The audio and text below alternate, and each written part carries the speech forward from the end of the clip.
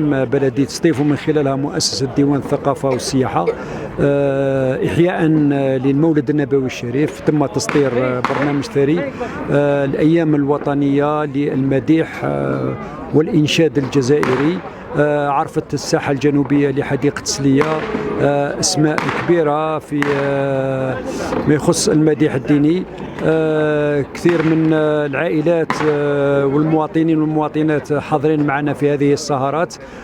كذلك منشدين مثل فرقة التراث، أحباب محمد، بوحبيلة إلى آخره من المنشدين اللي كانوا ضيوف على مدينة سطيف. وهذه الفعالية تدخل في إطار إحياء المولد النبوي الشريف.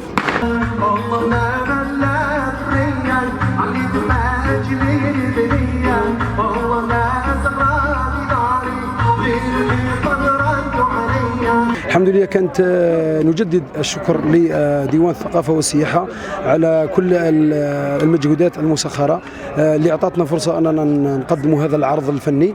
الحمد لله كان تجاوب من طرف الجمهور، والحمد لله كانت أمسية رائعة ومولدية بامتياز. قبل قليل كنا في هذا المهرجان، مهرجان المديح وليالي المديح التي تزامنت مع ذكرى ميلاد النبي صلى الله عليه وسلم في مدينة سطيف المضيافة مع فرقة التراث الفنية التي قدمت باقة من الأناشيد التي إن شاء الله نتمنى أن تروق جمهورها الذواق وكل الحضور. كانت مشاركة اجتمعنا من خلالها مدحا للنبي صلى الله عليه وسلم وتعزيزا لارتباطنا بهذا النبي الذي غير مجرى التاريخ، ونحن نعتز كوننا ننتمي هذه الأمة الإسلامية.